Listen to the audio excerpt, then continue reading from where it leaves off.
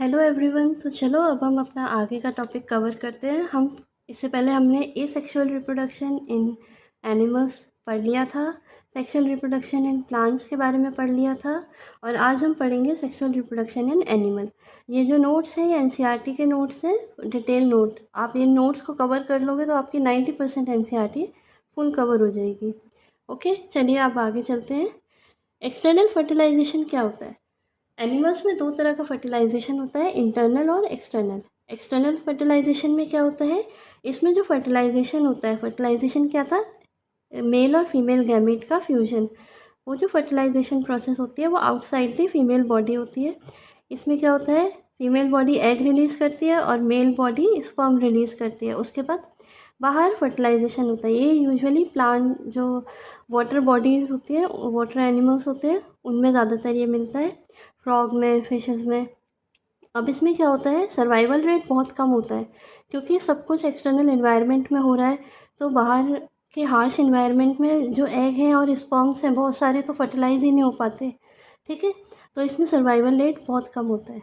Internal fertilisation क्या होता है, जहाँ पे फर्टिलाइजेशन की प्रोसेस फीमेल बॉडी के अंदर हो रही होती है। ये रेप्टाइल्स में, बर्ड्स में, मैमल्स में देखने को मिलता है, और यहाँ पर सर्वाइवल रेट बहुत ज़्यादा है क्योंकि एक क्लोज इन्वायरमेंट मिल रहा है फीटस को ग्रो होने के लिए, सारे न्यूट्रिएंट्स उसको वहाँ पर मिलेंगे, तो इसीलिए उसका सर्वाइवल रेट बहुत हाई होता है। लाइफ साइकिल ऑफ बटरफ्लाई, ये एक एग्जांपल है, इसको हम पढ़ लेते हैं।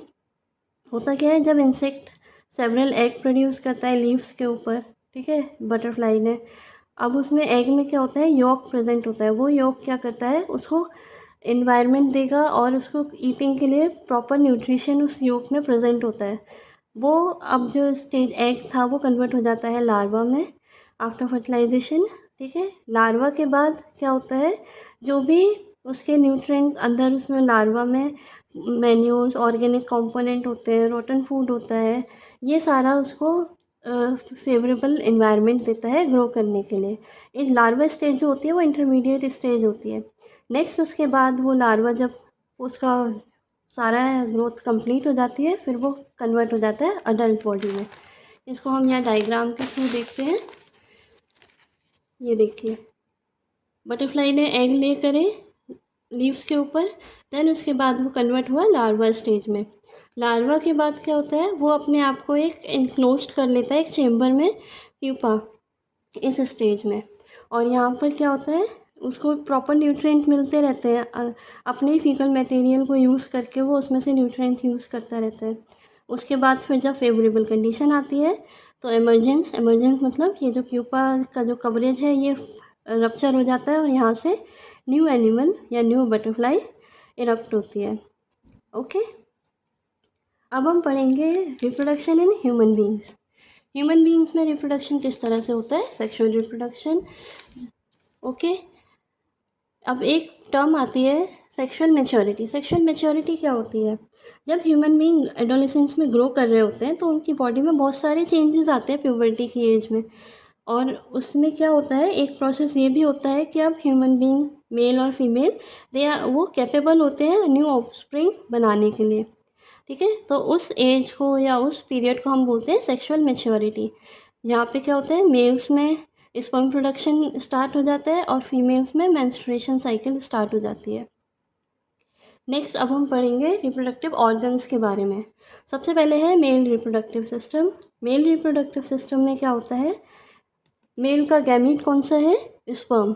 तो मेल रिप्रोडक्टिव सिस्टम का क्या मेन काम है, स्पर्म प्रोडक्शन का काम है। वो स्पर्म प्रोडक्शन में हेल्प करते हैं और उन स्पर्म्स को फीमेल बॉडी में एंटर होने के लिए, ट्रांसफ़र होने के लिए हेल्प करते हैं। ठीक है, स्पर्म्स कहाँ प्रोड्यूस होते हैं, दो ओवल शेप की टेस्टिकल्स होती हैं, वहाँ पर हम स्पर्म जो होते हैं वो प्रोड्यूस होते हैं। ये देखिए, ये वाला जो है ये है टेस्टिस, और जो स्किन इसको कवर करती है वो उसको हम बोलते हैं स्क्रोटम। हम डायग्राम के थ्रू पढ़ते हैं, ये इजी रहेगा आपको।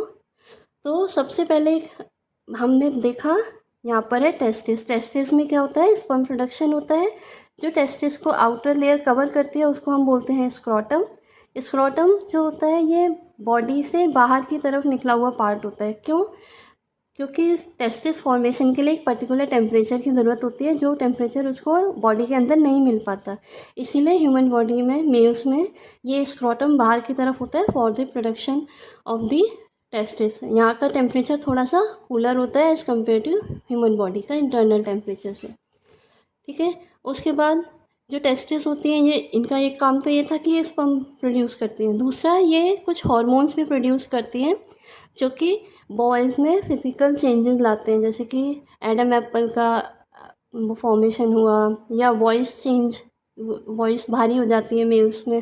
ठीक है, एडोलेसेंस के बाद प्यूबिक हेयर्स आने लगते हैं, वो सारी चीज़ें।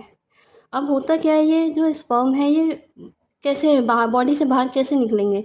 तो एक ट्यूब लाइक स्ट्रक्चर होता है जिसको हम बोलते हैं वास डिफरेंस। ये देखो, ये जो ट्यूब जा रही है इसको हम बोलते हैं वास डिफरेंस। ये यहाँ सॉरी, ये यहाँ से स्पर्म्स को लेके जाती है और फिर यहाँ प्रोस्टेट ग्लैंड से होते हुए स्पर्म को बाहर की तरफ इजैकुलेट करती है।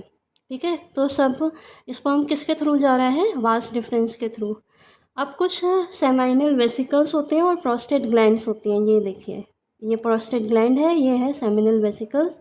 इनका क्या काम होता है? ये हार्मोन्स प्रोड्यूस करते हैं, ठीक है, फॉर द प्रोडक्शन और change in the adolescence age. जो चेंज आते हैं बॉयज़ में वो इन हार्मोन्स की वजह से आते हैं। अब ईच स्पर्म कैसा होता है? उसका एक हेड होता है स्पर्म का, जिसके अंदर न्यूक्लियस प्रेजेंट होगा, और एक पीछे टेल होती है। ये वाला पोर्शन हो गया हेड और ये पोर्शन हो गया टेल। ये हमारा स्पर्म का डायग्राम है। नेक्स्ट अब हम पढ़ते हैं फीमेल रिप्रोडक्टिव सिस्टम के बारे में। फीमेल रिप्रोडक्टिव सिस्टम में लिमिटेड पार्ट्स हैं। ओके, ये मेल रिप्रोडक्शन की तरह बहुत ज़्यादा कॉम्प्लिकेटेड नहीं है।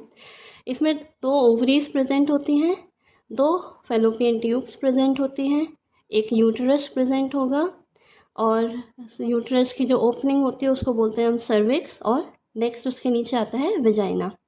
फीमेल रिप्रोडक्टिव सिस्टम में क्या क्या पार्ट है?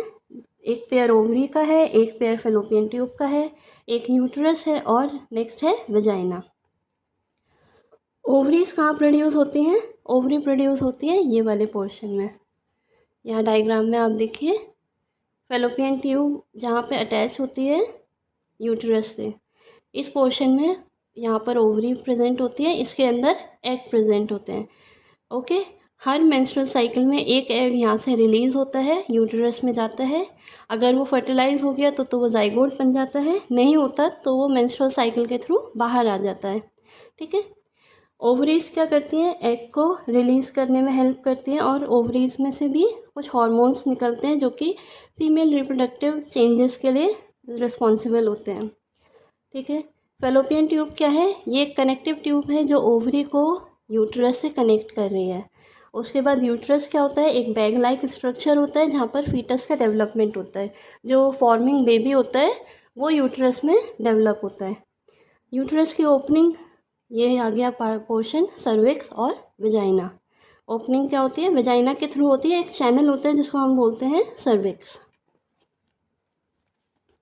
नेक्स्ट अब हम देखते हैं गैमीट्स कैसे फॉर्म होते हैं। गैमीट फॉर्मेशन के प्रोसेस को हम बोलते हैं गैमेटोजेनेसिस। ठीक है, ये मेल्स में तो टेस्टिस फॉर्म करते हैं और फीमेल में ओवरीज। ये 2 ऑर्गन है, मेल्स में कौन फॉर्म कर रहा है? टेस्टिस, और फीमेल में ओवरी। गैमीट फॉर्मेशन किस प्रोसेस से होता है? मियोसिस। मियोसिस में क्या था? जो डिप्लॉइड थे उनका न्यूक्लियस उनका हाफ हो जाता है और वो हैप्लॉइड बन जाते हैं। ठीक है, तो जो क्रोमोसोम डबल थे वो यहाँ जाके हाफ हो जाते हैं। तो हर गैमीट में क्रोमोसोम कितने होंगे? 23, क्योंकि हमारी ह्यूमन बॉडी में 46 क्रोमोसोम है डीएनए में। जब वो ब्रेक हो जाएगा हाफ में तो वो 23 क्रोमोसोम रह जाएंगे। तो हर गैमीट में मेल फीमेल एग और स्पर्म में जो क्रोमोसोम होते हैं वो हाफ होते हैं, 23 क्रोमोसोम्स होते हैं। ठीक है, मेल गैमेटोजेनेसिस से क्या बनते हैं? स्पर्म बनते हैं, और फीमेल गैमेटोजेनेसिस से एक सिंगल एग बनता है। स्पर्म्स जो होते हैं वो बहुत सारे प्रोड्यूस होते हैं, एग सिंगल प्रोड्यूस होता है। नेक्स्ट प्रोसेस है ओव्यूलेशन। ओव्यूलेशन क्या होता है? जब हमारी ओवरीज में से एग रिलीज होता है उस प्रोसेस को हम बोलते हैं ओव्यूलेशन। ये हर मंथ का प्रोसेस होता है। ये अभी देखो, आप डायग्राम में देखो, ये रही ओवरीज। ओवरीज में से हर मंथ एक एग प्रोड्यूस होता है, ठीक है। उस प्रोसेस को क्या बोलते हैं हम? ओव्यूलेशन। अब एग आ गया, फर्टिलाइजेशन कैसे होगा वो देखो। फर्टिलाइजेशन क्या होता है? मेल और फीमेल गैमीट के फ्यूजन को हम बोलते हैं फर्टिलाइजेशन। ये एग और ये स्पर्म, ठीक है, दोनों कंबाइन हुए तो क्या बन गया? जाइगोट। जाइगोट में अब कौन सा डिवीज़न होगा? माइटोटिक। दोनों कंबाइन होके ये डिप्लॉइड बन गया दोबारा से, दोनों क्रोमोसोम मिल गए उसको, तो ये डिप्लॉइड हो गया। अब जो कन्वर्जन होगा, वो जो डिवीज़न होगा वो किससे होगा? किस प्रोसेस से? माइटोसिस की हेल्प से, ठीक है। और फिर वो पूरा ह्यूमन बॉडी में कन्वर्ट हो जाएगा। नेक्स्ट है हमारा, जब ये फर्टिलाइजेशन, ये तो एक प्रोसेस थी कि एग रिलीज़ हुआ, उधर से स्पर्म आया और दोनों में फर्टिलाइजेशन हो गया। अब अगर फर्टिलाइजेशन नहीं होता फिर क्या होता है? तो जो एग हमारा यहाँ से रिलीज़ हुआ था ओवरी से, अगर वो फर्टिलाइज़ हो गया तो यहाँ पे जाइगोट बन जाएगा और वो बेबी फॉर्मेशन में हेल्प पूरा फॉर्म होगा। बट अगर ऐसा नहीं होता, फर्टिलाइजेशन नहीं होता, तो उस प्रोसेस में क्या होता है? जब एग रिलीज़ हो रहे हैं वो एक दिन के लिए वाइबल होता है, अगर वो फर्टिलाइज नहीं हुआ तो, और उसके बाद वो डिजेनरेट हो जाता है। डिजेनरेट होने में क्या होता है? ये जो लाइनिंग थी यूट्रस की, ये पूरे 1 मंथ में अपने आप को फॉर्म करती है, ताकि आने वाला जो भी जाइगोट बने उसको एक प्रॉपर एनवायरनमेंट मिले अटैचमेंट के लिए। बट जब क्या होता है? फर्टिलाइजेशन हुआ ही नहीं है, जाइगोट बना नहीं, तो इस लाइनिंग का भी कोई काम नहीं है। तो अब क्या होगा? ये लाइनिंग और जो यहाँ से एग आया था वो, और कुछ ब्लड पार्ट यहाँ से, ये जो इसकी ब्लड वेसल्स रप्चर हुई हैं, यहाँ से ब्लड निकलता है, वो ब्लड और एग सारा सर्विक्स और वजाइना के थ्रू बाहर निकल के मेंस्ट्रुअल साइकिल फॉर्म करते। तो जब फर्टिलाइजेशन नहीं होता तो क्या होता है? मेंस्ट्रुअल साइकिल होती है, उस प्रोसेस को हम बोलते हैं मेंस्ट्रुएशन, ठीक है। यूट्रस की lining along with some blood, ठीक है, वो बॉडी से निकलती है वजाइना के थ्रू, उस प्रोसेस को हम बोलते हैं मेंस्ट्रुएशन। ये 3 से 7 डेज़ का प्रोसेस होता है। ये जो भी होता है प्यूबर्टी की एज में स्टार्ट होगा, और मेनोपॉज की एज होती है अबव 50, तब ये ख़त्म हो जाते हैं। मेंस्ट्रुअल साइकिल के स्टेजेस क्या क्या हैं?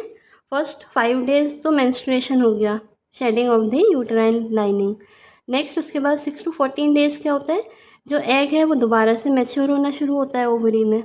14 डे पे क्या होता है? ओव्यूलेशन। ओवरी से वो एग रिलीज़ हो जाता है, उस प्रोसेस को हम बोलते हैं ओव्यूलेशन। उसके बाद क्या होता है? इसमें 2 प्रोसेस होते हैं 15 to 28 डेज़ में। अगर वो फर्टिलाइज़ हो गया तो वो जाइगोट बन जाएगा, और अगर नहीं फर्टिलाइज़ हुआ तो जो यूट्राइन लाइनिंग है वो रप्चर होके दोबारा से मेंस्ट्रुअल साइकिल स्टार्ट कर देगी, ठीक है। नेक्स्ट फिर आते हैं सेक्सुअली ट्रांसमिटेड इन्फेक्शंस। अब कुछ कई बार क्या होता है, सेक्सुअल एक्टिविटीज़ बहुत क्लोज कांटेक्ट होते हैं, तो इसमें क्या होता है, कुछ इन्फेक्शन एक बॉडी से दूसरी बॉडी में ट्रांसफ़र हो जाते हैं। उन इन्फेक्शंस को हम बोलते हैं सेक्सुअली ट्रांसमिटेड इन्फेक्शन, जैसे कि gonorrhoea, herpes, syphilis, genital warts और HIV। फिर आते हैं हम कॉन्ट्रासेप्टिव मेथड। अब कॉन्ट्रासेप्टिव मेथड दोनों के लिए यूज़ है, STI सेक्सुअली ट्रांसमिटेड इन्फेक्शंस को कंट्रोल करने के लिए भी और बर्थ कंट्रोल के लिए भी, ठीक है। कॉन्ट्रासेप्टिव मेथड हमारे पास 4 तरह के होते हैं: barrier, medicine, intra uterine devices और सर्जिकल मेथड। बैरियर क्या हो गया? जैसे कॉन्डम है, वेजाइनल कवर, इसमें क्या होता है, हम बैरियर यूज़ कर लेते हैं तो स्पर्म और वो एग का फ्यूजन नहीं होता, फर्टिलाइजेशन नहीं होता उसमें। फिर कुछ मेडिसिन्स, ओरल मेडिसिन्स ऐसी होती हैं जो कि हार्मोन्स को ऑल्टर कर देती हैं, जिसकी वजह से या तो एग रिलीज़ नहीं होता, और अगर होता है तो वो वाइबल नहीं होता, ओके। नेक्स्ट होते हैं इंट्रा यूटेराइन डिवाइसेस, जैसे कॉपर टी। ये फीमेल बॉडी में इंसर्ट की जाती हैं, ठीक है, वहाँ पर इसको प्लेस कर देते हैं, वहाँ से कॉपर रिलीज़ होता है, तो वो सब कुछ उसके फॉर्मेशन और फर्टिलाइजेशन की प्रोसेस को रप्चर कर देता है, ख़राब करता है। उसके बाद आता है सर्जिकल मेथड। सर्जिकल मेथड में क्या होता है, मेल्स में क्या करते हैं, जो वास्ट डिफरेंस थी, जो एक ट्यूब स्ट्रक्चर था ना जो स्पर्म्स को लेके जा रहा था, उस वास्ट डिफरेंस को कट करके उसको लाइगेट कर देते हैं। लाइगेट मतलब बांध देते हैं दोनों तरफ से, तो वो चैनल ख़त्म हो गया, तो स्पर्म अब आगे जा ही नहीं सकते, ओके। तो ये हमारा चैप्टर यहाँ पर कंप्लीट हो गया है। आपको कोई भी डाउट हो आप कमेंट सेक्शन में पूछ सकते हैं, ठीक है। अब नेक्स्ट टॉपिक हम कवर करेंगे नेक्स्ट वीडियो में अपनी। ओके।